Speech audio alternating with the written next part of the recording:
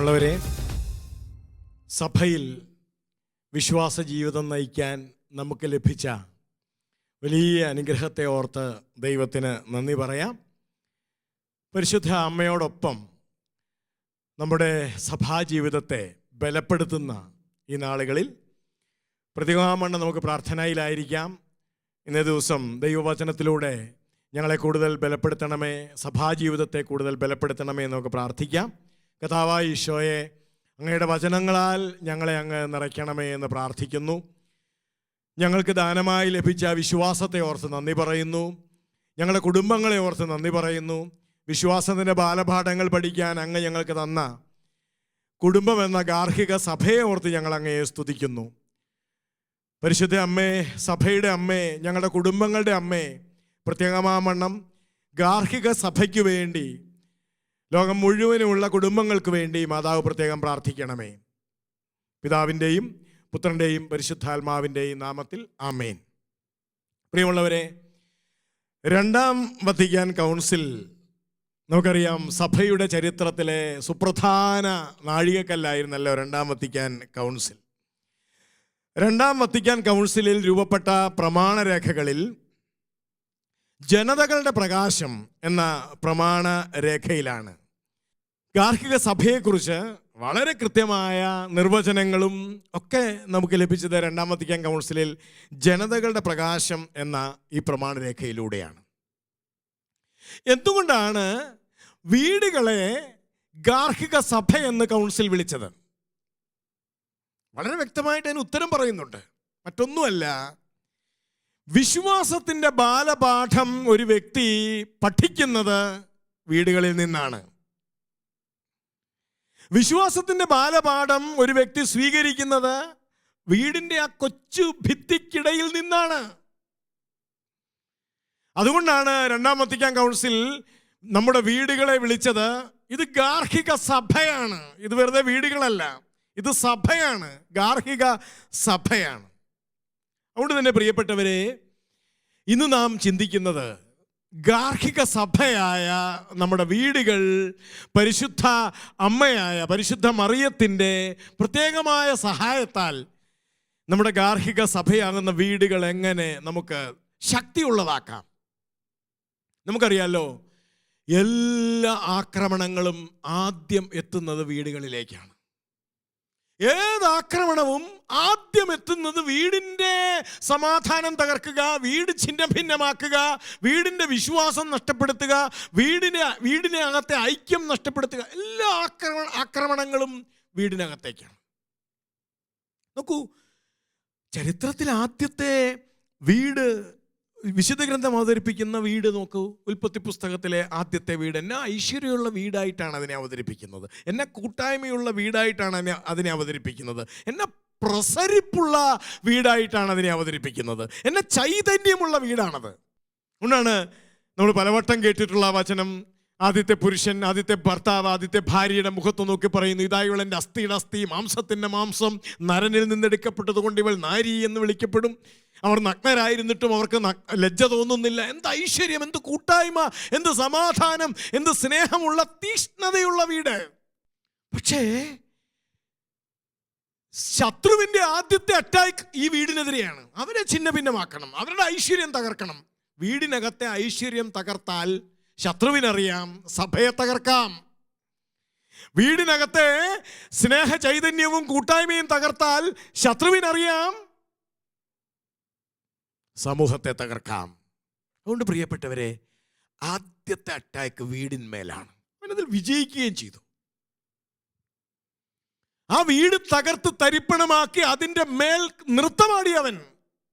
നമ്മൾ വായിക്കുന്നുണ്ട്, ആ വീട്ടിലെ കൂട്ടായ്മ തകർത്തു, ആ വീട്ടിലെ സ്നേഹം തകർത്തു, ആ വീട്ടിലെ ഐക്യം തകർത്തു, ആ വീട്ടിലെ പരസ്പര ബന്ധം തകർത്തു.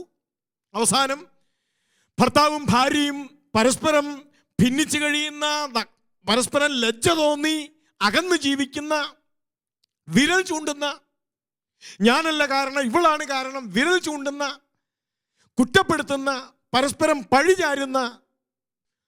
അതുകൊണ്ടാണ് പറയുന്നത്, ശത്രുവിൻ്റെ എല്ലാ ആക്രമണവും ആദ്യം എത്തുന്നത് വീടുകളുടെ നേരെയാണ്. ഇനി നമുക്ക് പുതിയ നിയമത്തിലെ വീട്ടിലേക്ക് നോക്കാം. അവിടെ ഇതുപോലെ തന്നെ സുന്ദരമായൊരു വീടിനെയാണ് അവതരിപ്പിക്കുന്നത്. വിശുദ്ധ മത്തായിയുടെ സുവിശേഷം 1-ാം അധ്യായം 19-ാമത്തെ വാക്യം.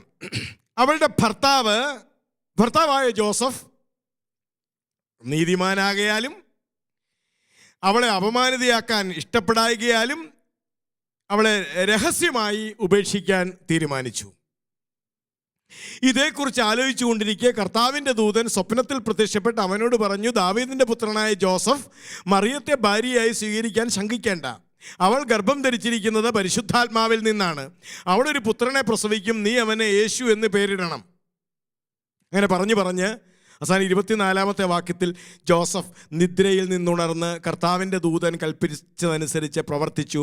അവൻ തൻ്റെ ഭാര്യയെ സ്വീകരിച്ചു. ജോസഫിൻ്റെ അറിവിലും പരിചയത്തിലും എന്തെല്ലാം കുറവുകൾ മറിയത്തിനുണ്ടെന്ന് അയാൾ കേട്ടിരുന്നോ, ആ കുറവുകളോടുകൂടി ജോസഫിൻ്റെ കെട്ടുകേൾവിയാണ്, അതോടുകൂടി മറിയത്തെ സ്വീകരിച്ചു. സുന്ദരമായ വീട്, കുറവോടുകൂടി തൻ്റെ ജീവിത പങ്കാളിയെ സ്വീകരിക്കുന്ന സുന്ദരമായ വീട്. നോക്കൂ പ്രിയപ്പെട്ടവരെ, ഈ വീടിനെയാണ് അറ്റാക്ക് ചെയ്യാൻ സാത്താൻ ശ്രമിക്കുന്നത്, തിന്മ ശ്രമിക്കുന്നത്. നോക്കൂ, ആ വീട്ടിൽ നടന്ന അറ്റാക്ക് എന്താണ്? കുഞ്ഞ് ജനിച്ചു, കുഞ്ഞിനെ കൊന്നുകളയണം. ആ കുഞ്ഞിനെ കൊന്ന് ആ വീട് തരിപ്പണമാക്കണം. 2-ാം അധ്യായം 13-ാമത്തെ വാക്യം. ദൂതൻ പ്രത്യക്ഷപ്പെട്ട് ഇവരോട് പറഞ്ഞു, ദേ ഹെറോദേസ് ഈ കുഞ്ഞിനെ ഇപ്പൊ തന്നെ കൊന്നുകളയും, ഈ കുഞ്ഞിനെ കൊല്ലണം, അങ്ങനെ ഈ വീട് തരിപ്പണമാക്കണം. പ്രിയപ്പെട്ടവരെ, അന്നും ഇന്നും എല്ലാ ആക്രമണങ്ങളും, എല്ലാ അറ്റാക്കും വീടുകളുടെ മേലാണ്. വീട് തകർത്ത് തരിപ്പണമാക്കിയാൽ, വീടിൻ്റെ ഐശ്വര്യം തകർത്ത് തരിപ്പണമാക്കിയാൽ, വീട്ടിലെ മക്കളെ തകർത്ത് തരിപ്പണമാക്കിയാൽ, വീടിൻ്റെ നിഷ്കളങ്ക സ്നേഹത്തെ തകർത്ത് തരിപ്പണമാക്കിയാൽ തിന്മ വിജയിച്ചു. അതുകൊണ്ട് ഗാർഹിക സഭ സംരക്ഷിക്കപ്പെടണം. പ്രിയപ്പെട്ടവരെ, ഗാർഹിക സഭ സംരക്ഷിക്കപ്പെടണം. നോക്കൂ, നമ്മുടെ വീടുകൾ, ഗാർഹിക സഭയായ വീടുകൾ തകർക്കപ്പെടാതിരിക്കാൻ പരിശുദ്ധ മറിയത്തിൽ നിന്ന് നാം പഠിക്കണം. ഗാർഹിക സഭയായ വീടുകൾ ആക്രമിക്കപ്പെടാതിരിക്കാൻ, തകർക്കപ്പെടാതിരിക്കാൻ പരിശുദ്ധ മറിയത്തിൽ നിന്ന് നാം പഠിക്കണം. 4 കാര്യങ്ങൾ, 4 സന്ദർഭങ്ങൾ തിരുവചനത്തിൽ നിന്ന് നമ്മൾ കണ്ടെത്തുകയാണ്. 1, എന്തായിരുന്നു പരിശുദ്ധ മറിയത്തിൻ്റെ വീട് സംരക്ഷിക്കാൻ വേണ്ടി പരിശുദ്ധ മറിയം എടുത്ത നിലപാട്? പ്രിയപ്പെട്ടവരെ, ഒരു വീടിനകത്ത് നടക്കുന്ന എല്ലാ കാര്യങ്ങളും നമുക്ക് മനസ്സിലാകണമെന്നൊരു നിർബന്ധവുമില്ല. അതിനു മുൻപിൽ ആമേൻ പറഞ്ഞവളാണ് മറിയം. ഉദാഹരണം, നമുക്കൊക്കെ അറിയാവുന്ന ഉദാഹരണം, വിശുദ്ധ ലൂക്കായുടെ സുവിശേഷം 2-ാം അധ്യായത്തിൽ നമ്മൾ വായിക്കുന്നത് ഇങ്ങനെയാണ്. 2-ാം അധ്യായത്തിൽ 15 മുതൽ ഉള്ള വാക്യങ്ങൾ നമ്മളൊന്ന് ഓർമ്മയിലേക്ക് ഓടിച്ച് കൊണ്ടുവരേണ്ടതുണ്ട്. ദൂതന്മാർ അവരെ വിട്ട് സ്വർഗത്തിലേക്ക് പോയപ്പോൾ ആട്ടിടയന്മാർ പരസ്പരം പറഞ്ഞു, നമുക്ക് ബത്ലഹേം വരെ പോകാം, കർത്താവ് നമ്മെ അറിയിച്ച ഈ സംഭവം നമുക്ക് കാണാം. അവർ അതിവേഗം പോയി മറിയത്തെയും ജോസഫിനെയും പുൽത്തൊട്ടിൽ കിടക്കുന്ന ശിശുവിനെയും കണ്ടു. അത്രയൊക്കെ കാര്യങ്ങൾ നോർമലാണ്. അവർ ചെന്നപ്പോൾ മറിയവും ജോസഫും പുൽത്തൊട്ടിൽ ശിശുവും, അനന്തരം ശിശുവിനെ കുറിച്ച് തങ്ങളോട് പറയപ്പെട്ട കാര്യങ്ങൾ മറ്റുള്ളവരെ അവർ അറിയിച്ചു. അത് കേട്ടവരെല്ലാം ഇടയന്മാർ തങ്ങളോട് പറഞ്ഞ സംഗതികളെക്കുറിച്ച് അത്ഭുതപ്പെട്ടു. മറിയത്തിനൊന്നും മനസ്സിലാവുന്നില്ല. അവിടെ നടക്കുന്ന സംഭവങ്ങളൊന്നും മറിയത്തിന് മനസ്സിലാവുന്നില്ല. പ്രിയപ്പെട്ടവരെ, 19-ാമത്തെ വാക്യം, മറിയമാകട്ടെ ഇവയെല്ലാം ഹൃദയത്തിൽ സംഗ്രഹിച്ച് ഗാഠമായി ചിന്തിച്ചു കൊണ്ടിരുന്നു. പ്രിയപ്പെട്ടവരെ, വീടുകളെ ആക്രമണത്തിൽ നിന്ന് രക്ഷിക്കാനുള്ള ആദ്യത്തെ വഴി മറിയം നമ്മളെ പഠിപ്പിച്ചു. ഒത്തിരി തല പുണ്ണാക്കാതിരിക്കുക, ഒത്തിരി കിടന്ന് അസ്വസ്ഥമാകാതിരിക്കുക, ഒത്തിരി കിടന്ന് കൈയും കാലും വിട്ടടിക്കാതിരിക്കുക. ഇതെന്താ അതെന്താ, ഇതെന്താ ഇങ്ങനെ, അതെന്താ അങ്ങനെ, ഒത്തിരി കിടന്ന് അസ്വസ്ഥരാകാതിരിക്കുക. വീടിനകത്ത് നമുക്ക് മനസ്സിലാകാത്ത പലതും സംഭവിച്ചെന്ന് വരും.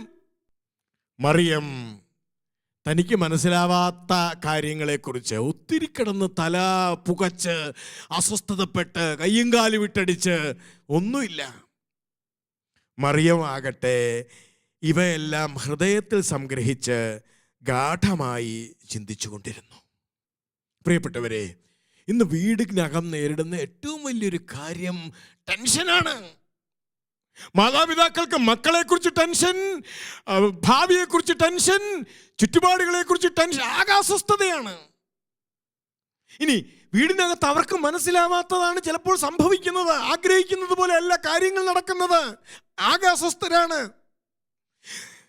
ഇവിടെയാണ് മറിയത്തിൽ നിന്നും നമ്മുടെ വീട് അസ്വസ്ഥതകൾ കൊണ്ട് ആക്രമിക്കപ്പെടാതിരിക്കാൻ, നമ്മുടെ വീട് പ്രിയപ്പെട്ടവരെ നൈരാശ്യം കൊണ്ട് ആക്രമിക്കപ്പെടാതിരിക്കാൻ, നമ്മുടെ വീട് പലതരത്തിലുള്ള ഉത്കണ്ഠകൾ കൊണ്ട് ആക്രമിക്കപ്പെടാതിരിക്കാൻ നമ്മൾ പരിശുദ്ധ മറിയത്തിൽ നിന്നും ഈ സ്വസ്ഥത പഠിക്കേണ്ടതുണ്ട്. ഇനി 2-ാം അധ്യായത്തിലേക്ക് വരുമ്പോൾ, വിശുദ്ധ ലൂക്കായുടെ സുവിശേഷം 2-ാം അധ്യായത്തിലേക്ക് വരുമ്പോൾ വേറൊരു സംഭവം, അതും നമ്മൾ പലവട്ടം കേട്ടിട്ടുള്ളതൊക്കെയാണ്. ദേവാലയത്തിൽ പോകുന്നു മകനുമായിട്ട് മാതാവും പിതാവും. അവിടെ വെച്ച് മകൻ നഷ്ടപ്പെടുന്നു. നോക്കൂ, നനച്ചിരിക്കാത്ത സമയത്ത് ആ വീടിനകത്ത് സംഭവിച്ച കാര്യമാണത്.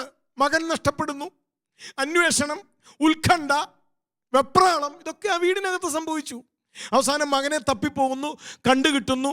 മകനോട് ഈ അമ്മ ഉത്കണ്ഠ പറയുന്നു. അപ്പം മകൻ തിരിച്ചു പറയുന്ന കാര്യം അമ്മയ്ക്ക് ഒരു പിടിയും കിട്ടുന്നില്ല.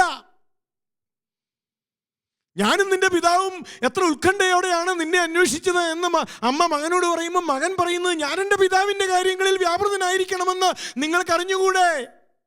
പ്രിയപ്പെട്ടവരെ, നമ്മൾ വിചാരിക്കുന്നത് പോലെ ആകണമെന്നില്ല നമ്മുടെ വീട് മുമ്പോട്ട് പോകുന്നത്. നമ്മൾ വിചാരിക്കുന്ന, നമ്മൾ വരച്ച വഴി കൂടെ ആകണമെന്നില്ല. നമ്മൾ സ്കെച്ച് ചെയ്ത അതുപോലെ ആകണമെന്നില്ല നമ്മുടെ വീട് മുമ്പോട്ട് പോകുന്നത്. ചിലപ്പോൾ നമ്മുടെ മക്കളുടെ ജീവിതം മുമ്പോട്ട് പോകുന്നത്, നമ്മുടെ മക്കളുടെ ഭാവി മുന്നോട്ട് പോകുന്നത്, ഇതൊന്നും നമ്മൾ വിചാരിച്ചതുപോലെയും നമ്മൾ പ്ലാൻ ചെയ്തതുപോലെയും ആകണമെന്ന് ഒരു നിർബന്ധവും ഇല്ല. അവിടെ മറിയ എന്താ ചെയ്തത്? അവൻ്റെ അമ്മ ഇക്കാര്യങ്ങളെല്ലാം ഹൃദയത്തിൽ സംഗ്രഹിച്ചു.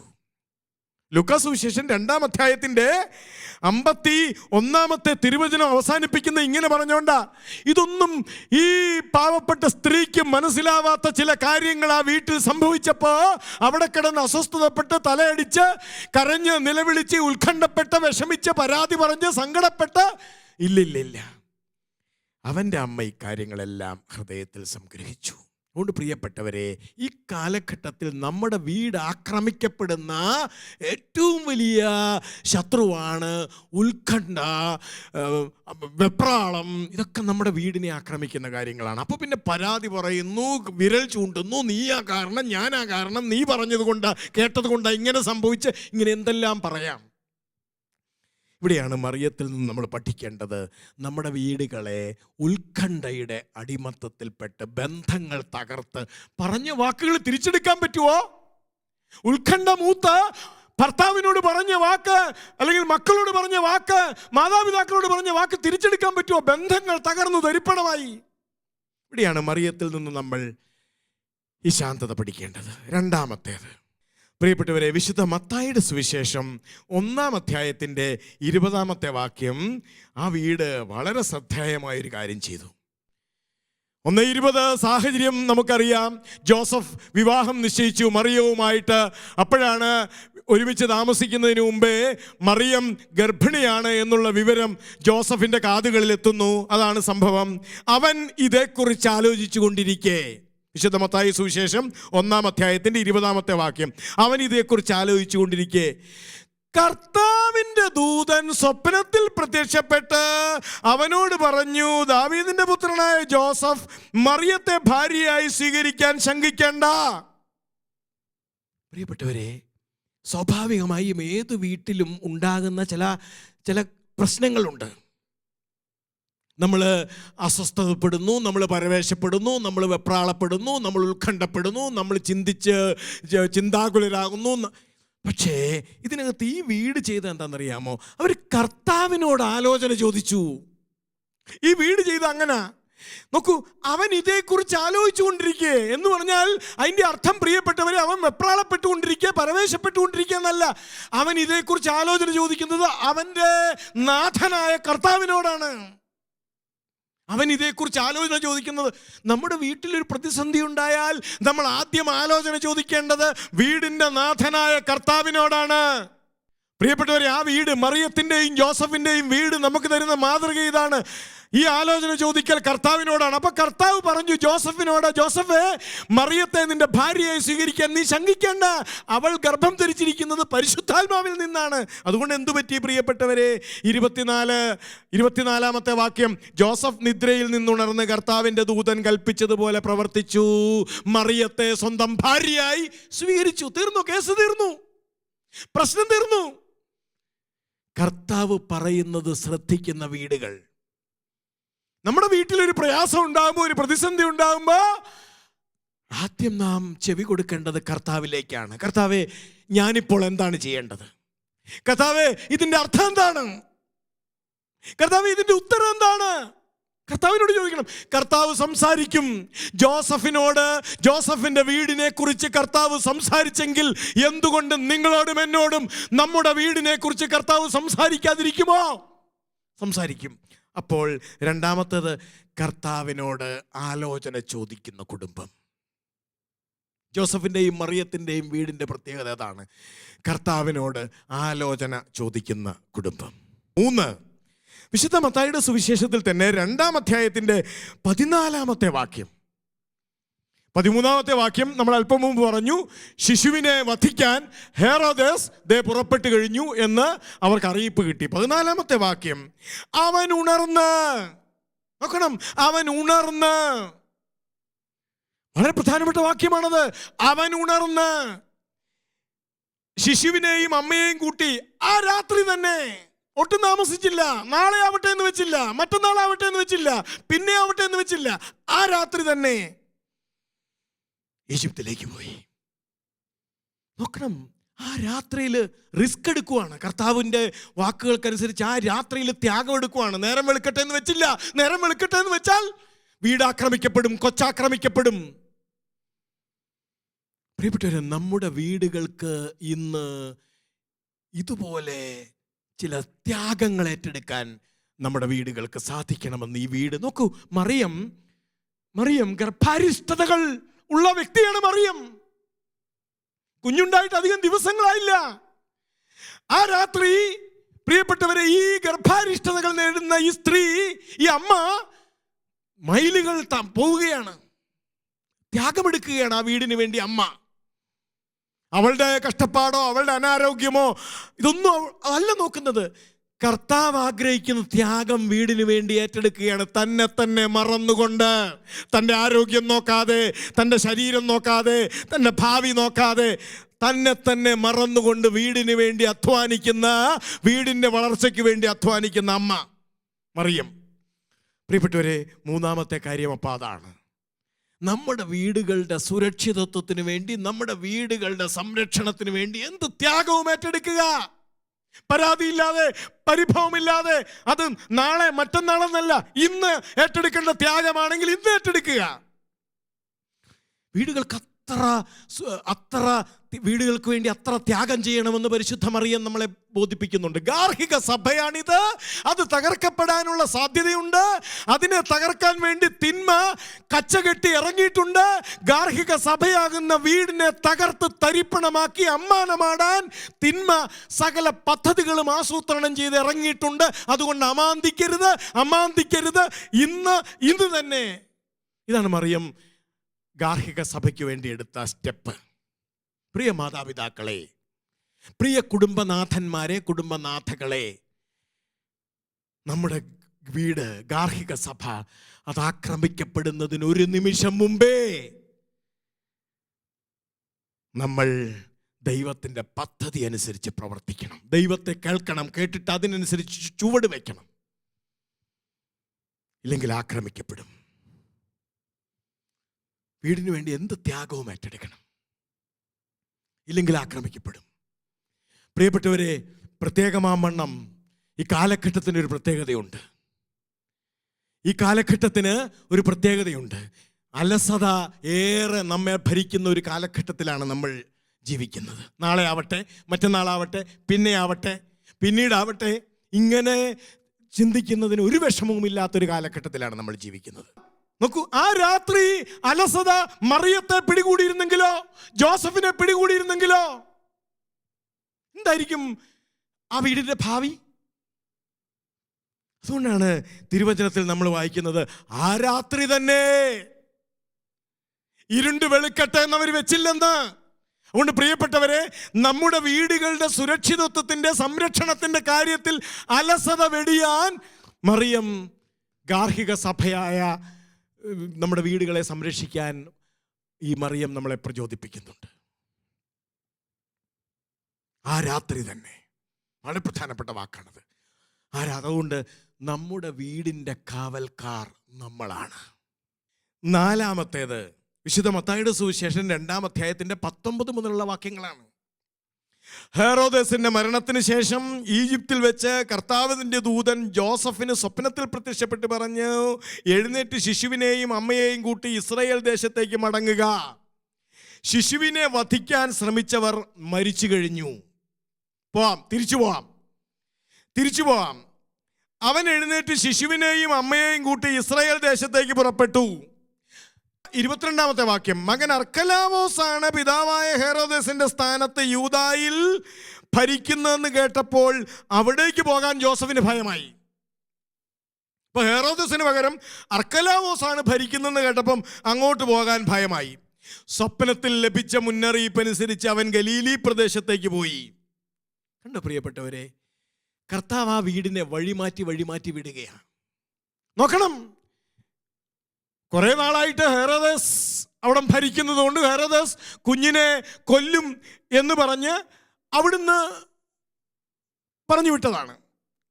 ഇനി ഹെറോദേസ് മരിച്ചെന്ന് കേട്ടപ്പോൾ തിരിച്ചു പോകാൻ തുടങ്ങുമ്പോഴാണ് പറഞ്ഞത്, അതിനേക്കാൾ ഭീകരൻ അർക്കലാവോസാണ് അവിടെ ഭരിക്കുന്നത്, രക്ഷയില്ല അങ്ങോട്ട് പോകാൻ. ഉടൻ തന്നെ സ്വർഗം അല്ലെങ്കിൽ ദൈവത്തിന്റെ ദൂതൻ വേറെ വഴിക്ക് വിടുക, ഗലീലിയിലേക്ക് വിടുകയാണ്. ജോസഫ്, മേരി ഒരു പരാതിയും കൂടാതെ ഈ വഴിയിലൂടെ എല്ലാം പോവുകയാണ്. എന്താ ഇതിന്റെ അർത്ഥം? പ്രിയപ്പെട്ടവരെ, നമ്മുടെ വീടുകൾ, ഗാർഹിക സഭ നമ്മുടേതല്ല. നമ്മുടെ ഇഷ്ടവും നമ്മുടെ കടുംപിടുത്തവും നമ്മുടെ തീരുമാനവുമല്ല നമ്മുടെ വീടുകളിൽ നടക്കേണ്ടത്. ഇത് ദൈവത്തിൻ്റെതാണ്. എൻ്റെ വീട് എൻ്റേതല്ല. ആര് പറഞ്ഞു എൻ്റെ വീട് എൻ്റേതാണെന്ന്? ഇത് ദൈവത്തിൻ്റെതാണ്. എൻ്റെ വീട് എൻ്റെ ദൈവത്തിൻ്റെതാണ്. അതുകൊണ്ട് ദൈവമാണ് അതിൻ്റെ സംരക്ഷകൻ, ദൈവമാണ് അതിൻ്റെ പാലകൻ, ദൈവമാണ് അതിനെ വഴി നടത്തുന്നത്. ഈ അവബോധം നമുക്ക് നഷ്ടപ്പെട്ടിട്ട് നമ്മൾ, പ്രിയപ്പെട്ടവരെ, നമ്മുടെ വീട് നമ്മൾ അധ്വാനിച്ചുണ്ടാക്കിയതാണ്, നമ്മൾ കഷ്ടപ്പെട്ടുണ്ടാക്കിയതാണ്, നമ്മൾ മുണ്ട് മുറുക്കി ഉടുത്ത് വിശന്നും പട്ടിണി കിടന്നും ഉണ്ടാക്കിയതാണ് എന്നൊക്കെ പറഞ്ഞ് അവകാശവാദം ഉന്നയിച്ച്, പ്രിയപ്പെട്ടവരെ, ഇതെൻ്റെ കുഞ്ഞാണ്, ഇതെൻ്റെ മക്കളാണ്, ഇങ്ങനെ നമ്മൾ നമ്മുടേതെന്ന് പറഞ്ഞ് നമ്മുടേതാക്കാൻ ശ്രമിക്കും തോറും, പ്രിയപ്പെട്ടവരെ, നമ്മുടെ വീട് ദൈവത്തിൽ നിന്നും ദൈവത്തിൻ്റെതല്ലാതായി മാറിക്കൊണ്ടിരിക്കുകയാണ്. ഗാർഹിക സഭയാണ് എൻ്റെ വീട്. അതിൻ്റെ കർത്താവ്, അതിൻ്റെ ഉടമസ്ഥൻ, അതിൻ്റെ നാഥൻ ദൈവമാണ്. അതുകൊണ്ട് എന്ത് വേണം? ദൈവം എൻ്റെ വീടിനെ നയിക്കുന്ന വഴികൾ എന്തെന്ന് ജോസഫിനെയും മേരിയെയും പോലെ നമ്മൾ അന്വേഷിക്കണം, അത് കണ്ടെത്തണം. എന്നിട്ട് ദൈവം നമ്മുടെ വീടുകളെക്കുറിച്ച് അതിങ്ങനെ ചെയ്യണമെന്ന് പറഞ്ഞാൽ അങ്ങനെ ചെയ്യാനുള്ള തൻ്റെ ഇടം, പ്രിയപ്പെട്ടവരെ, ഈ കാലഘട്ടത്തിൽ നമുക്ക് ആവശ്യമാണ്. അല്ലെങ്കിൽ നോക്കൂ, ഇപ്പം അർക്കലാവോസ് ഭരിക്കുന്നിടത്തേക്കാണ് ജോസഫും മേരിയും കൂടെ ഈ കുഞ്ഞിനെയും കൊണ്ട് ചെന്നിരുന്നെങ്കിലോ? അപ്പോഴാണ് ദൈവത്തിൻ്റെ ദൂതൻ ഇടപെട്ടിട്ട് ഗലീലയിലേക്ക് വിടുന്നത്. അങ്ങോട്ട് പോവുകയാണ്. പ്രിയപ്പെട്ടവരെ, ഗാർഹിക സഭ സംരക്ഷിക്കപ്പെടണം. ഗാർഹിക സഭയായ നമ്മുടെ വീട് സംരക്ഷിക്കപ്പെടണം. അതിന് നാം കർത്താവിൻ്റെ വഴിയെ എൻ്റെ വീടിനെ നയിക്കുക എന്ന ഭാരിച്ച ഉത്തരവാദിത്വം നാം ഏറ്റെടുക്കണം. എൻ്റെ വീട് നയിക്കപ്പെടേണ്ടത് എൻ്റെ കർത്താവിൻ്റെ വഴിയെ ആയിരിക്കണം. പ്രിയപ്പെട്ടവരെ, അതുകൊണ്ട് നമുക്ക് തുടർന്നുള്ള ആരാധനയിൽ ഈ 4 കാര്യങ്ങൾക്ക് വേണ്ടി പ്രാർത്ഥിക്കാം. ഒന്ന്, എൻ്റെ വീടുകൾക്കകത്ത് സംഭവിക്കുന്നത് എന്തും എന്തുമാവട്ടെ, എനിക്ക് ഇഷ്ടമുള്ളതോ ഇഷ്ടമില്ലാത്തതോ എന്തുമാവട്ടെ എൻ്റെ വീടിനകത്ത് സംഭവിക്കുന്നത്, അതിനെ ഉൾക്കൊള്ളാനുള്ള കൃപയ്ക്ക് വേണ്ടി പരിശുദ്ധ മറിയമേ, അമ്മ ഉൾക്കൊണ്ടതുപോലെ ഉൾക്കൊള്ളാനുള്ള കൃപയ്ക്ക് വേണ്ടി പ്രാർത്ഥിക്കണം. 2, പ്രിയപ്പെട്ടവരെ, എൻ്റെ വീടിനെക്കുറിച്ച് കർത്താവിനോട് ആലോചന ചോദിക്കാൻ ഉള്ള കൃപ കിട്ടാൻ വേണ്ടി പ്രാർത്ഥിക്കണം. 3, എൻ്റെ വീട് ഗാർഹിക സഭ സംരക്ഷിക്കപ്പെടാൻ വേണ്ടി എന്ത് ത്യാഗവും പരിശുദ്ധ മറിയവും ജോസഫും എടുത്തതുപോലെ എന്ത് ത്യാഗവും എൻ്റെ വീടിന് വേണ്ടി എടുക്കാനുള്ള കൃപ കിട്ടാൻ വേണ്ടി പ്രാർത്ഥിക്കണം. 4, എൻ്റെ വീടിനെ കർത്താവിൻ്റെ വഴിയെ നടത്താനുള്ള കൃപയ്ക്ക് വേണ്ടി പ്രാർത്ഥിക്കണം. കാരണം അത് ഗാർഹിക സഭയാണ്. നമുക്ക് തുടർന്നുള്ള ആരാധനയിൽ ഗാർഹിക സഭയായ നമ്മുടെ വീടിനെയും നമ്മുടെ ചുറ്റുപാടുമുള്ള വീടുകളിലെയും കേരളം മുഴുവനുള്ള വീടുകളെയും ലോകം മുഴുവനുള്ള വീടുകളെയും നമുക്ക് ഈ സമയം കർത്താവിനെ സമർപ്പിച്ച് പ്രത്യേകമായിട്ട് ഈ ആരാധനയിൽ പ്രാർത്ഥിക്കാം. കർത്താവെ, ഞങ്ങളുടെ സഭയെ, ഗാർഹിക സഭയെ അനുഗ്രഹിക്കണമേ, ശക്തിപ്പെടുത്തണമേ എന്ന് പ്രാർത്ഥിക്കാം.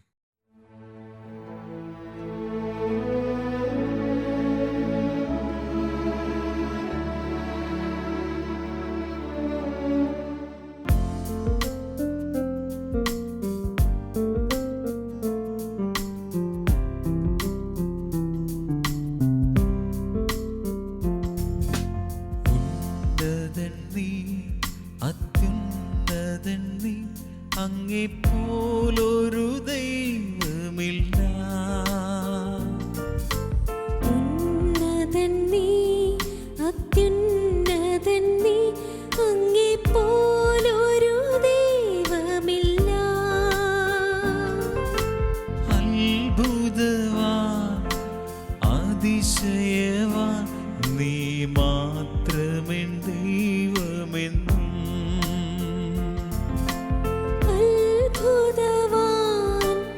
അതിശയവാൻ, നീ മാത്രമെൻ ദൈവമെന്നും. ഉന്നതൻ നീ, അത്യുന്നതൻ നീ, അങ്ങേപ്പോലൊരു ദൈവമില്ല. ഉന്നതൻ നീ, അത്യുന്നതൻ നീ, അങ്ങേപ്പോലൊരു ദൈവമില്ല. അത്ഭുതവാൻ, അതിശയവാൻ, നീ മാത്രമെൻ ദൈവമെന്നും.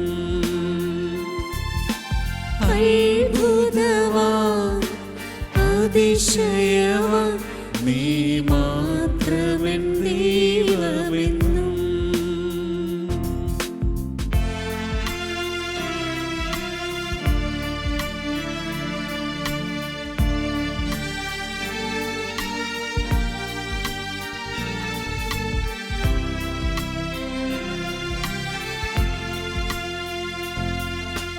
നടത്തിയ വഴികളെ ഓർത്തിടുമ്പോൾ, കരുതിയ കരുതൽ നനച്ചിടുമ്പോൾ.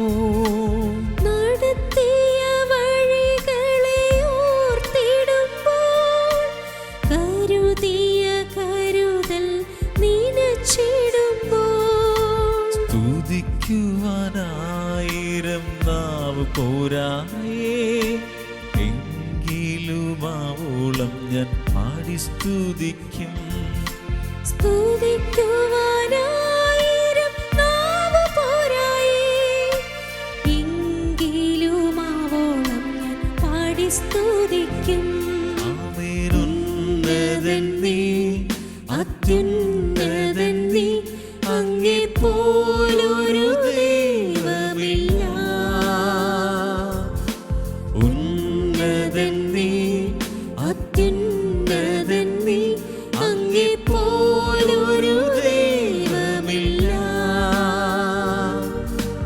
അത്ഭുതവാൻ, അതിശയവാൻ, നീ മാത്രമെൻ ദൈവമെന്നും. അത്ഭുതവാൻ, അതിശയവാൻ, നീ മാത്രമെൻ ദൈവമെന്നും. ഓ അത്ഭുതവാൻ, അതിശയവാൻ, നീ മാത്രമെൻ ദൈവമെന്നും.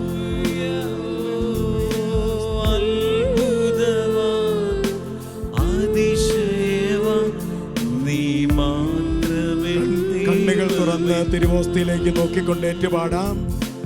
അത്ഭുതവാൻ അതിശയവാൻ നീ മാത്രമെൻ ദൈവമെന്നും. ചേർന്ന് പാടാം.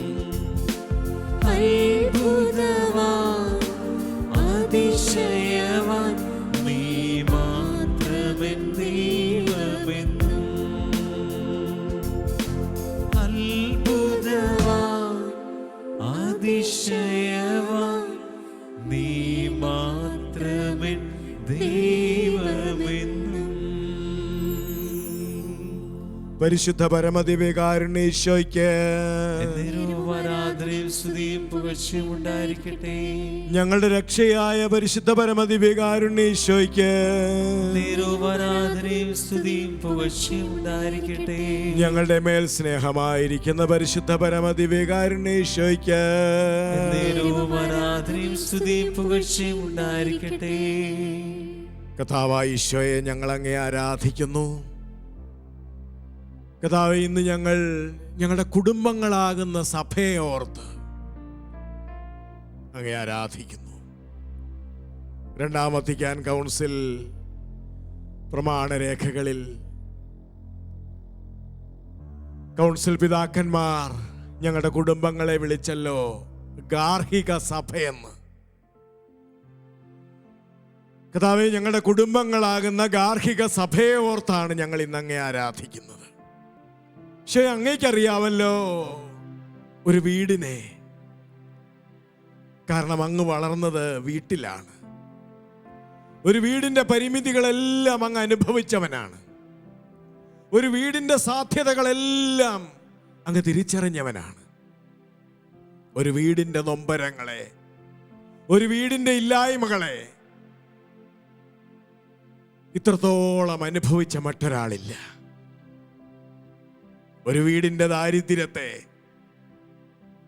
ഒരു വീട്ടിലെ സഹനങ്ങളെ, ഒരു വീടിന്റെ ആനന്ദത്തെ ഇതുപോലെ രുചിച്ചറിഞ്ഞ മറ്റൊരാളില്ല. അതുകൊണ്ട് കർത്താവായ ഈശോയെ, ഞങ്ങളുടെ വീടുകളെ അങ്ങേക്ക് അറിയാം. ഞങ്ങളുടെ വീടുകളെ അങ്ങേക്ക് നന്നായി മനസ്സിലാക്കാൻ പറ്റുന്നുണ്ട്. കർത്താവേ, ഞങ്ങളുടെ വീടുകളെ സമർപ്പിച്ച്, ഗാർഹിക സഭയായ ഞങ്ങളുടെ വീടുകളെ സമർപ്പിച്ച് ഞങ്ങൾ ഒരുമിച്ച് അങ്ങയെ സ്തുതിക്കുന്നു. രണ്ട് കരങ്ങളും ഉയർത്തി നമ്മുടെ വീടാകുന്ന ഗാർഹിക സഭയെ ഓർത്ത് കർത്താവിനെ നമുക്ക് സ്തുതിക്കാം. ഹല്ലേലൂയ. യേശുവേ, ഞങ്ങൾ അങ്ങയെ സ്തുതിക്കുന്നു. കർത്താവേ, ഞങ്ങളുടെ ഭവനങ്ങളെ സമർപ്പിച്ച് അങ്ങയെ സ്തുതിക്കുന്നു. കർത്താവേ, സഭയിലെ ശക്തിയാകുന്ന ഗാർഹിക സഭകളെ ഓർത്ത് ഞങ്ങൾ അങ്ങയെ സ്തുതിക്കുന്നു. യേശുവേ, ആരാധന, മഹത്വം. കർത്താവേ, സ്തോത്രം, സ്തോത്രം.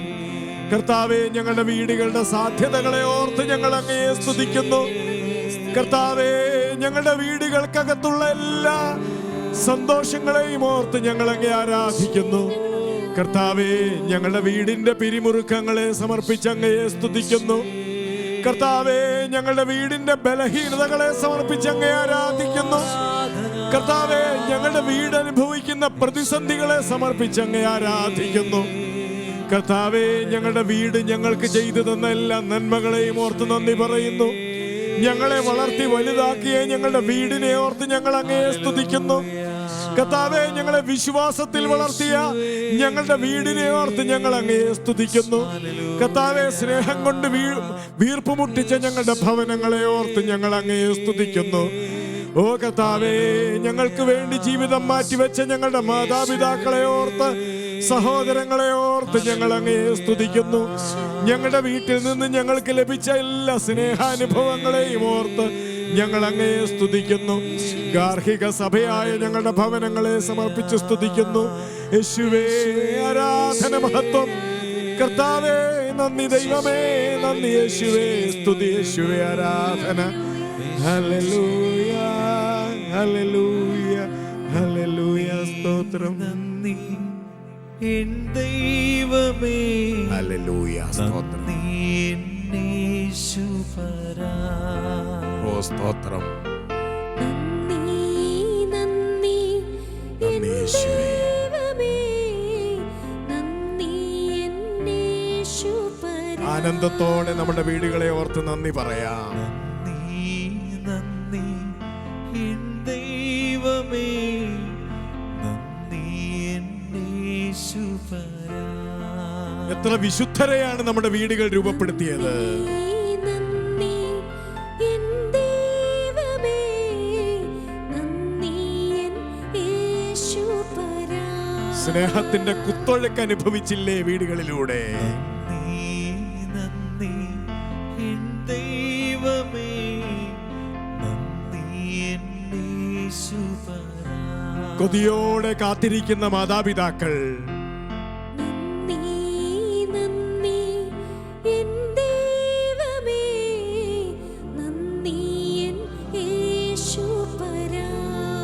സ്നേഹത്തോടെ കാത്തിരിക്കുന്ന ജീവിത പങ്കാളി, നന്ദി നന്ദി എൻ ദൈവമേ, നന്ദി എൻ യേശുപരാ. വലിയ പ്രതീക്ഷയോടെ കാത്തിരിക്കുന്ന മക്കൾ, നന്ദി നന്ദി എൻ ദൈവമേ, നന്ദി എൻ യേശുപരാ. വീട് തന്ന എല്ലാറ്റിനെയും ഓർത്ത് നന്ദി പറയുന്നു കർത്താവേ. വീട് തന്ന ആരോഗ്യത്തെ ഓർത്ത്, വീട് തന്ന പരിചരണത്തെ ഓർത്ത്, വീട് തന്ന വാത്സല്യത്തെ ഓർത്ത്, വീട് തന്ന സംരക്ഷണത്തെ ഓർത്ത് നന്ദി പറയുന്നു. എണ്ണമില്ലാതുള്ള നന്മകൾക്കും അത്ഭുതമാർന്നതിൻ സ്നേഹത്തിനും എണ്ണമില്ലാതുള്ള നന്മകൾക്കും അത്ഭുതമാർന്ന നിൻ സ്നേഹത്തിനും നന്ദി നന്ദി എൻ ദൈവമേ, നന്ദി എൻ യേശുപരാ. നന്ദി നന്ദി എൻ ദൈവമേ, യേശുവേ നന്ദി പറയുന്നു. നന്ദി എൻ യേശുപരാ. കർത്താവേ, ഞങ്ങളുടെ ഭവനങ്ങളെ അങ്ങയുടെ കരങ്ങളിലേക്ക് സമർപ്പിക്കുന്നു. കർത്താവേ, ആദ്യത്തെ ഭവനത്തിന് നേരെ ആക്രമണമുണ്ടായതുപോലെ ഉൽപ്പത്തി പുസ്തകത്തിൽ ഞങ്ങൾ കാണുന്ന സന്തോഷം മുറ്റി നിൽക്കുന്ന ആദ്യത്തെ ആ ഭവനം, എന്റെ അസ്ഥിയുടെ അസ്ഥിയും മാംസത്തിന്റെ മാംസവും എന്ന് പരസ്പരം പറയുന്ന ആനന്ദത്തിന്റെ ആ വീട്, അവർ നഗ്നരായിരുന്നിട്ടും ലജ്ജ തോന്നിയില്ല എന്ന് പറയുന്ന സംതൃപ്തിയുടെ ആ വീട്, ഒരു കുറവും അവരെ ആരെയും വിഷമിപ്പിച്ചില്ല, സംതൃപ്തിയുടെ ആ വീട്. കർത്താവേ, ആ വീടിനെ നേരെയാണല്ലോ പിശാചിന്റെ ആക്രമണമുണ്ടായി ആ വീടിനെ തല്ലി തകർത്തത്. പരസ്പരം വിരൽ ചൂണ്ടുന്നവരാക്കി അവരെ അകറ്റിയത്, പരസ്പരം ലജ്ജ തോന്നുന്നവരായി അവരെ ഭിന്നിപ്പിച്ചത്. കർത്താവേ, പുതിയ നിയമത്തിലെ ആ സുന്ദര വീടിന്റെ നേരെയും ആക്രമണമുണ്ടായല്ലോ. ജോസഫും മേരിയും ആ കുഞ്ഞു ശിശുവും അടങ്ങുന്ന ആ സുന്ദര വീടിന് നേരെയും ആ രാത്രി ഹെറോദേസ് കുഞ്ഞിനെ വധിക്കാൻ ആളയക്കും. ആ വീടിനെ എത്ര കൃത്യമായിട്ടാണ് ദൈവത്തിന്റെ ദൂതൻ സ്വർഗം ഹെറോദേസിന്റെ വാളിൽ നിന്ന് ആ വീടിനെ രക്ഷിച്ചത്. കർത്താവായ ഈശോയെ, ഞങ്ങളുടെ ഭവനങ്ങൾ ആക്രമിക്കപ്പെടുന്നുണ്ട്. ഞങ്ങളുടെ ഭവനത്തിന്റെ നിഷ്കളങ്കത, ഞങ്ങളുടെ ഭവനത്തിന്റെ സാഹോദര്യം, ഞങ്ങളുടെ ഭവനത്തിന്റെ പങ്കുവയ്ക്കൽ, ഞങ്ങളുടെ ഭവനത്തിലെ ഊഷ്മളത, ഇതെല്ലാം ഇന്ന് ആക്രമിക്കപ്പെടുന്നുണ്ട് കർത്താവേ. അവസാനം ഒറ്റപ്പെടലും വിരൽ ചൂണ്ടലും കുറ്റപ്പെടുത്തലും പഴിചാരലും ഒക്കെയുള്ള വീടുകളാക്കി ഈശോയെ, ഞങ്ങളുടെ വീടുകൾ ഇന്ന് ആക്രമിക്കപ്പെടുന്നുണ്ട്. കർത്താവേ, അങ്ങയുടെ വീടുകളാണ് ആക്രമിക്കപ്പെടുന്നത്. പരിശുദ്ധ മറിയമേ, അമ്മയുടെ വീടുകളാണ് ആക്രമിക്കപ്പെടുന്നത്. കർത്താവേ, അങ്ങനെ ആക്രമണത്തിനിരയായി സ്നേഹം നഷ്ടപ്പെട്ട്, സമാധാനം നഷ്ടപ്പെട്ട്, സ്വസ്ഥത നഷ്ടപ്പെട്ട്, ഐശ്വര്യം നഷ്ടപ്പെട്ട് തകർന്നു പോകുന്ന എല്ലാ ഭവനങ്ങളെയുമായിട്ടാണ് ഞങ്ങൾ ഇന്ന് അങ്ങയുടെ സന്നിധിയിൽ വന്നിരിക്കുന്നത്. പരിശുദ്ധ അമ്മേ, അമ്മയിൽ നിന്ന് പഠിക്കാൻ ഈ സമയം ഞങ്ങൾ ആഗ്രഹിക്കുന്നു. അമ്മേ, ആ വീടിൻ്റെ, പുതിയ നിയമത്തിലെ വീടിൻ്റെ സാഹോദര്യത്തെ, പുതിയ നിയമത്തിലെ വീടിൻ്റെ ഊഷ്മളതയെ നിലനിർത്താൻ അമ്മ എന്ത് ത്യാഗമാണ് ചെയ്തത്. അമ്മ, അവിടെ നടക്കുന്ന പലതും അമ്മയ്ക്ക് മനസ്സിലായില്ല. ഒരു വേള മകനെ കാണാതെ പോകുന്നു. ഉത്കണ്ഠയോടെ അന്വേഷിച്ചിറങ്ങുന്നു. കണ്ടുകിട്ടുമ്പോൾ ഉത്കണ്ഠ പങ്കുവയ്ക്കുന്നു. അപ്പം മകൻ പറയുന്ന അമ്മയ്ക്ക് ഒന്നും മനസ്സിലായില്ല. തർക്കമില്ല, ബഹളമില്ല, പരാതിയില്ല, പരിഭവമില്ല. അമ്മ അതെല്ലാം ഹൃദയത്തിൽ സംഗ്രഹിച്ചു. എത്ര ശാന്തതയോടെയാണ്, തനിക്ക് മനസ്സിലാകുന്നില്ലെങ്കിലും ആ വീടിനകത്ത് നടക്കുന്ന കാര്യങ്ങളെ അമ്മ ശാന്തതയോടെ ഹൃദയത്തിൽ സംഗ്രഹിച്ചു.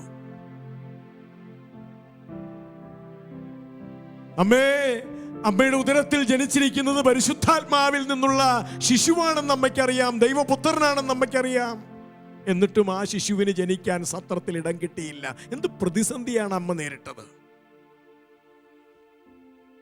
അവസാനം പുറത്തെവിടെയോ പ്രസവിച്ച് പിള്ളക്കച്ചകൾ കൊണ്ട് പൊതിഞ്ഞ് കുഞ്ഞിനെ ഒരു കന്നുകാലിത്തൊഴുത്തിന്റെ ചൂടിനകത്താണ് കിടത്തിയത്. അവിടെ ആട്ടിടയന്മാർ കാണാൻ വരുന്നു, രാജാക്കന്മാർ വണങ്ങാൻ വരുന്നു. അമ്മയ്ക്കൊന്നും പിടികിട്ടിയില്ല. അപ്പോഴും അമ്മ പരാതിയില്ല, പരിഭവമില്ല, സങ്കടമില്ല, ഒന്നുമില്ല. അമ്മ ഹൃദയത്തിൽ സംഗ്രഹിച്ചു. അമ്മേ, ഞങ്ങളുടെ കുടുംബങ്ങളിൽ ഉണ്ടാകുന്ന പ്രതിസന്ധികളെ ശാന്തതയോടെ നേരിടാനുള്ള കൃപയ്ക്ക് വേണ്ടിയാണ് ഞങ്ങളിപ്പോൾ അവിടുത്തെ പുത്രന്റെ സന്നിധിയിൽ പ്രാർത്ഥിക്കുന്നത്. ഞങ്ങൾ ചിലപ്പോൾ ഞങ്ങളുടെ ജീവിതത്തിൽ ഞങ്ങളുടെ കുടുംബങ്ങളിൽ പെട്ടെന്നുണ്ടാകുന്ന പ്രതിസന്ധികളുടെ മുൻപിൽ ഞങ്ങൾ പകച്ചു പോകുന്നു. ഞങ്ങളുടെ ജീവിതത്തിൽ ഞങ്ങളുടെ കുടുംബങ്ങളിൽ ഉണ്ടാകുന്ന പ്രതിസന്ധികളുടെ മുമ്പിൽ ഞങ്ങൾ അങ്ങും ഇങ്ങും വിരൽ ചൂണ്ടുന്നു. ഞങ്ങളുടെ കുടുംബങ്ങളിൽ ഉണ്ടാകുന്ന നഷ്ടങ്ങളുടെ മുൻപിൽ, പരാജയങ്ങളുടെ മുമ്പിൽ ഞങ്ങൾ തലകുനിക്കുന്നു. ചിലപ്പോൾ നാണക്കേട് കൊണ്ട്. ചില സമയത്ത് ഞങ്ങൾ പ്രത്യാശ നഷ്ടപ്പെട്ട് നൈരാശ്യത്തിലേക്ക് പോകുന്നു. ഞങ്ങളുടെ കുടുംബം അതുവഴി മരണത്തിന്റെ മണമുള്ള ഭവനങ്ങളായി മാറുന്നു. ഞങ്ങൾക്ക് മനസ്സിലാവാതെ വരുമ്പോ, ഞങ്ങളുടെ നിയന്ത്രണങ്ങൾക്ക് അതീതമായത് ഞങ്ങളുടെ വീടിനകത്ത് സംഭവിക്കുമ്പോ ഞങ്ങൾ അസ്വസ്ഥരാകുന്നു. കർത്താവായ ഈശോയെ, നിന്റെ അമ്മ, അങ്ങയുടെ അമ്മ എത്ര ശാന്തതയോടെയാണ് ആ വീട്ടിലെ പ്രതിസന്ധികളെ നേരിട്ടത്, സമർപ്പിച്ചത് ദൈവപിതാവിന്. ആ കൃപയ്ക്ക് വേണ്ടി ഞങ്ങൾ പ്രാർത്ഥിക്കുന്നു. ഞങ്ങളുടെ ഭവനങ്ങളെ സമർപ്പിച്ച് പ്രാർത്ഥിക്കുന്നു. ശാന്തതയോടെ ഞങ്ങളുടെ ഭവനത്തിലെ ഏത് പ്രതിസന്ധിയെയും നേരിടാനുള്ള ഹൃദയ ശാന്തത തന്ന് ഞങ്ങളുടെ ഭവനങ്ങളെ അനുഗ്രഹിക്കണമേ എന്ന് പ്രാർത്ഥിച്ചുകൊണ്ട് നമുക്കൊന്ന് കരങ്ങൾ ഉയർത്തി സ്തുതിക്കാം കർത്താവിനെ. ഹല്ലേലൂയ, സ്തോത്രം. യേശുവേ നന്ദി, യേശുവേ സ്തുതി, യേശുവേ ആരാധന, മഹത്വം. ഓ കർത്താവേ, ഞങ്ങൾ അങ്ങയെ സ്തുതിക്കുന്നു. കർത്താവേ, ഞങ്ങളുടെ ഭവനങ്ങളെ ഓർത്ത് ഞങ്ങൾ അങ്ങയെ സ്തുതിക്കുന്നു. കർത്താവേ, ഞങ്ങളുടെ ഭവനങ്ങൾ നേരിടുന്ന പ്രതിസന്ധികളെ സമർപ്പിച്ച് സ്തുതിക്കുന്നു. കർത്താവേ, ഞങ്ങളുടെ നിയന്ത്രണങ്ങൾക്ക് അതീതമായി ഞങ്ങളുടെ ഭവനത്തിൽ സംഭവിക്കുന്ന എല്ലാറ്റിനെയും സമർപ്പിച്ച് ഞങ്ങൾ അങ്ങയെ സ്തുതിക്കുന്നു. കർത്താവേ, പ്രതിസന്ധികളിൽ ഞങ്ങൾ തളർന്നു പോകുന്നു. പ്രതിസന്ധികളിൽ ഞങ്ങളുടെ കുടുംബം തകർന്നു പോകുന്നു. കർത്താവേ, പ്രതിസന്ധികളിൽ ഞങ്ങൾ പരസ്പരം വിരൽ ചൂണ്ടുന്നു, വാളെടുക്കുന്നു. ഓ, പ്രതിസന്ധികളിൽ ഞങ്ങൾ പരസ്പരം പഴിചാരുന്നു. കർത്താവായ ഈശോയെ, ഞങ്ങളുടെ കുടുംബത്തിന്റെ അവസ്ഥകളെ കാണണമേ. ഓ കർത്താവേ, ശാന്തതയില്ലാതെ ഞങ്ങളുടെ കുടുംബങ്ങൾ നശിച്ചു പോകുന്ന സാഹചര്യങ്ങളെ കാണണമേ. പരിശുദ്ധ അമ്മയുടെ സുഹൃതം ഇപ്പോൾ ഞങ്ങൾക്ക് തന്ന്, ഞങ്ങളുടെ കുടുംബങ്ങൾക്ക് തന്ന് ഞങ്ങളെ അനുഗ്രഹിക്കണമേ. ഹല്ലേലൂയ, സ്തോത്രം യേശുവേ, ആരാധന, മഹത്വം. എല്ലാ കുടുംബങ്ങളിലേക്കും ശാന്തതയുടെ കൃപയൊഴുകട്ടെ. എല്ലാ കുടുംബങ്ങളിലേക്കും, എല്ലാ കുഞ്ഞുങ്ങളിലേക്കും, എല്ലാ മാതാപിതാക്കളിലേക്കും കർത്താവേ, അങ്ങയുടെ തിരുവോസ്തിയിൽ നിന്ന് ശാന്തതയുടെ കൃപയൊഴുകട്ടെ. ശാന്തശീലനും വിനീത ഹൃദയനുമായ കർത്താവേ, ഇപ്പോൾ ഞങ്ങളുടെ കുടുംബങ്ങളിലേക്ക് അവിടുത്തെ പരിശുദ്ധ അമ്മയുടെ സുഹൃതമായ ശാന്തതയാൽ ഞങ്ങളെ നിറയ്ക്കണമേ. ഹല്ലേലൂയ, സ്തോത്രം യേശുവേ, നന്ദി യേശുവേ, സ്തുതി, സ്തോത്രം.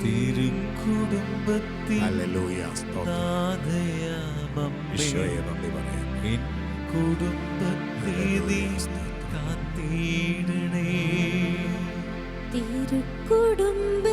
നമ്മുടെ കുടുംബങ്ങളെ പരിശുദ്ധ അമ്മ വഴി ഈശോയ്ക്ക് സമർപ്പിക്കാം. കുടുംബത്തെ നീ നമ്മുടെ കുഞ്ഞുങ്ങളെ പരിശുദ്ധ അമ്മ വഴി ഈശോയ്ക്ക് സമർപ്പിക്കാം. തിരുക്കുടുംബത്തിൻ നാഥയാമമ്മേ, എൻ കുടുംബത്തെ നീ കാത്തിടണമേ. ഓ, ഞങ്ങളുടെ കുടുംബത്തിലെ പൊട്ടിത്തെറികളെ സമർപ്പിക്കുന്നു. തിരുക്കുടുംബത്തിൻ നാഥയാമമ്മേ, എൻ കുടുംബത്തെ നീ ഓ, തകർന്നു ധരിപ്പണമായ ഞങ്ങളുടെ വീടുകളെ സമർപ്പിക്കുന്നു ഈശോയെ. തിരുക്കുടുംബത്തിൻ നാഥയാമമ്മേ, എൻ കുടുംബത്തെ നീ മാറ്റേ. ഓ, കർത്താവിന്റെ ഇടപെടൽ ഇപ്പോൾ തന്നെ ഞങ്ങളുടെ കുടുംബങ്ങളിൽ ഉണ്ടാകുന്നതിനെ ഓർത്ത് സ്തോത്രം ചെയ്യുന്നു. ഹല്ലേലൂയ. കർത്താവേ, കൃപയൊഴുക്കണമേ. തിരുവോസ്തിയിലെ കർത്താവേ, ഞങ്ങളുടെ വീടുകളിലേക്ക് ഇപ്പോൾ അവിടുത്തെ കൃപയൊഴുകട്ടെ. ശാന്തത എന്ന വലിയ പുണ്യം ഞങ്ങളുടെ കുടുംബങ്ങളിലേക്ക് ഒഴുകട്ടെ. ഹല്ലേലൂയ, സ്തോത്രം. യേശുവേ നന്ദി, യേശുവേ ആരാധന, യേശുവേ മഹത്വം. കർത്താവേ, ഞങ്ങൾ അങ്ങയെ സ്തുതിക്കുന്നു. ഹല്ലേലൂയ. ആരാധന ആരാധന ആരാധന എന്നീശോയേ. ആരാധന ആരാധന ആരാധന എൻ സ്നേഹമേ. ആരാധന ആരാധന ആരാധന എൻ സ്നേഹമേ. ഓ, പരിശുദ്ധ മറിയമേ, ഞങ്ങളുടെ കുടുംബങ്ങളുടെ അമ്മേ, അമ്മയുടെ വീട്ടിൽ ഞങ്ങൾ കണ്ടുമുട്ടുന്നത് ഏത് പ്രതിസന്ധി വന്നപ്പോഴും ആ കുടുംബങ്ങളുടെ നാഥനായ ദൈവത്തോട് ആലോചന ചോദിച്ചു. ജോസഫ് ഇതേക്കുറിച്ച് ആലോചിച്ചു കൊണ്ടിരിക്കെ ജോസഫ് ആലോചന ചോദിച്ചത് ആ കുടുംബത്തിന്റെ നാഥനായ ദൈവത്തോടാണല്ലോ. സ്വർഗം പറഞ്ഞു, ജോസഫ്, മറിയത്തെ നിന്റെ ഭാര്യയായി സ്വീകരിക്കാൻ നീ ശങ്കിക്കേണ്ട. അവൾ ഗർഭം ധരിച്ചിരിക്കുന്നത് പരിശുദ്ധാത്മാവിൽ നിന്നാണ്. ജോസഫ് നിദ്ര വിട്ടുണർന്ന് മറിയത്തെ സ്വന്തം ഭാര്യയായി സ്വീകരിച്ചു. ഓ, വിശുദ്ധ ഔസേപ്പിതാവേ, പരിശുദ്ധ മറിയമേ, നിങ്ങളുടെ വീടിന്റെ ആ സുഹൃതം ഞങ്ങളുടെ വീടുകൾക്കും തരണമേ. ഞങ്ങളുടെ വീടുകൾ ഞങ്ങളുടേതല്ല, ഈശോയുടെ വീടുകളാണ്. ഒരു പ്രതിസന്ധി വന്നാൽ കർത്താവിനോട് ആലോചന ചോദിക്കാനുള്ള കൃപയും അനുഗ്രഹവും ഞങ്ങളുടെ കുടുംബങ്ങളിലേക്ക് ചൊരിയണമേ. വീണ്ടും ഞങ്ങൾ കാണുന്നുണ്ട് ഈശോ അങ്ങ് കൊടുത്ത നിർദ്ദേശങ്ങൾക്കനുസരിച്ചാണ് ആ കുടുംബം മുന്നോട്ട് പോയത്. ആ രാത്രി ഹെറോദസ് ശിശുവിനെ വധിക്കും. അതുകൊണ്ട് ശിശുവിനെയും അമ്മയെയും കൂട്ടി ഈജിപ്തിലേക്ക് പോവുക. ആ രാത്രി തന്നെ ആ വീട് പുറപ്പെട്ടു. ദൈവത്തിന്റെ ഹിതത്തിനനുസരിച്ച് പ്രവർത്തിക്കുന്ന വീട്. ഹെറോദസ് മരിച്ചപ്പോൾ വീണ്ടും ഈജിപ്തിലേക്ക് തിരികെ വരാൻ ഉള്ള നിർദ്ദേശം കിട്ടി. വഴിക്ക് വെച്ച് വീണ്ടും ദൈവത്തിന്റെ ആത്മാവ് ഇടപെട്ടു. ഗലീലയിലേക്ക് പോയി. ദൈവത്തിന്റെ ഇംഗിതത്തിനനുസരിച്ച് ചുവട് വയ്ക്കുന്ന വീട്, ദൈവത്തിന്റെ ഇഷ്ടത്തിനനുസരിച്ച് എന്തു ത്യാഗവും ഏറ്റെടുക്കുന്ന വീട്. ഒരു പരാതിയുമില്ല, ഗർഭാരിഷ്ടതകളുടെ സങ്കടങ്ങളില്ല, പരാതിയില്ല, പരിഭവമില്ല. ആ രാത്രി തന്നെ മാതാവേ, അമ്മ ശിശുവിനെയും എടുത്ത് ഒക്കത്ത് വെച്ച് ആ രാത്രി തന്നെ എത്ര മൈലുകളാണ്. ഓ അമ്മേ, ഞങ്ങളുടെ വീടുകൾക്ക് വേണ്ടി എന്ത് ത്യാഗവും എടുക്കാൻ, ഞങ്ങളുടെ വീടിൻ്റെ സുരക്ഷിതത്വത്തിന് വേണ്ടി, ഞങ്ങളുടെ വീടിൻ്റെ വിശ്വാസ വളർച്ചയ്ക്ക് വേണ്ടി, ഞങ്ങളുടെ വീടിൻ്റെ നിലനിൽപ്പിന് വേണ്ടി ഒരു പരാതിയും ഒരു പരിഭവവും കൂടാതെ എന്ത് ത്യാഗവും എടുക്കാനുള്ള കൃപ ഇപ്പോൾ ഈ തിരുവോസ്തിയിൽ നിന്ന് ഞങ്ങൾ ചോദിക്കുന്നു. കർത്താവേ, ഞങ്ങളുടെ വീടുകൾക്ക് വേണ്ടി കഷ്ടപ്പെട്ട് മടുത്തു എന്ന് വിചാരിക്കുന്ന ആരെങ്കിലും ഇപ്പോൾ അങ്ങയുടെ സന്നിധിയിൽ ഇരിക്കുന്നുണ്ടെങ്കിൽ, കർത്താവായ ഈശോയെ, വീടുകൾക്ക് വേണ്ടി ഇനിയും ഇനിയും ഇനിയും ഇനിയും ത്യാഗം സഹിക്കാനുള്ള വലിയ കൃപ നൽകി അനുഗ്രഹിക്കണമേ എന്ന് പ്രാർത്ഥിക്കുന്നു. വീടുകൾക്ക് വേണ്ടി അധ്വാനിച്ച് തളർന്ന ശരീരങ്ങൾക്ക്, വീടുകൾക്ക് വേണ്ടി അധ്വാനിച്ച് പ്രായാധിക്യത്തിലായ ഞങ്ങളുടെ പ്രിയ മാതാപിതാക്കൾക്ക് ഇപ്പോൾ അങ്ങയുടെ കൃപയും അനുഗ്രഹവും വർഷിക്കണമേ. കർത്താവേ, ഞങ്ങളുടെ വീടുകൾക്ക് അങ്ങയുടെ സ്വരം ശ്രവിച്ച് അങ്ങയുടെ വഴിയെ നടക്കാനുള്ള വലിയ അനുഗ്രഹം നൽകണമേ ഈശോയെ. പ്രിയപ്പെട്ടവരെ, നമുക്ക് നമ്മുടെ വീടുകളെ കർത്താവിൻ്റെ വഴിയെ കൊണ്ട് നടക്കാനുള്ള വലിയ കൃപ ലഭിക്കാൻ വേണ്ടി, വീടുകൾക്ക് വേണ്ടി എന്ത് ത്യാഗവും സഹിക്കാൻ, കുഞ്ഞുങ്ങൾക്ക്, യുവതി യുവാക്കൾക്ക്, മുതിർന്നവർക്ക്, മാതാപിതാക്കൾക്ക്, എൻ്റെ വീട് എൻ്റെ കർത്താവിൻ്റെ വീടാണ്, ആ വീടിന് വേണ്ടി എന്ത് ത്യാഗവും സഹിക്കാനുള്ള വലിയ കൃപ കിട്ടാൻ വേണ്ടി ഒരിക്കൽ കൂടി രണ്ട് കരങ്ങളും ഉയർത്തി കർത്താവിനെ സ്തുതിക്കാം. ഹല്ലേലൂയ. യേശുവേ ആരാധന, മഹത്വം. കർത്താവേ സ്തോത്രം. യേശുവേ നന്ദി, സ്തുതി, സ്തോത്രം. Hallelujah, hallelujah, hallelujah, hallelujah, hallelujah, hallelujah. സ്തുതി, സ്തോത്രം. യേശുവേ ആരാധന, മഹത്വം. കർത്താവേ നന്ദി, കർത്താവേ സ്തോത്രം, സ്തോത്രം, സ്തോത്രം. അനുഗ്രഹിക്കണമേ, അനുഗ്രഹിക്കണമേ, അനുഗ്രഹിക്കണമേ രക്ഷകനീശോയേ. അനുഗ്രഹിക്കണമേ, അനുഗ്രഹിക്കണമേ, അനുഗ്രഹിക്കണമേ രക്ഷകനീശോയേ. അനുഗ്രഹിക്കണമേ, അനുഗ്രഹിക്കണമേ, അനുഗ്രഹിക്കണമേ രക്ഷകനീശോയേ. അനുഗ്രഹിക്കണമേ, അനുഗ്രഹിക്കണമേ, അനുഗ്രഹിക്കണമേ രക്ഷകനീശോയേ. സ്നേഹം നൽകണമേ, സ്നേഹം നൽകണമേ, സ്നേഹം നൽകണമേ രക്ഷകനീശോയേ. സ്നേഹം നൽകണമേ, സ്നേഹം നൽകണമേ, സ്നേഹം നൽകണമേ രക്ഷകനീശോയേ. കൃപ നീ ചൊരിയണമേ, കൃപ നീ ചൊരിയണമേ, കൃപ നീ ചൊരിയണമേ രക്ഷകനീശോയേ. കൃപ നീ ചൊരിയണമേ, കൃപ നീ ചൊരിയണമേ, കൃപ നീ ചൊരിയണമേ രക്ഷകനീശോയേ.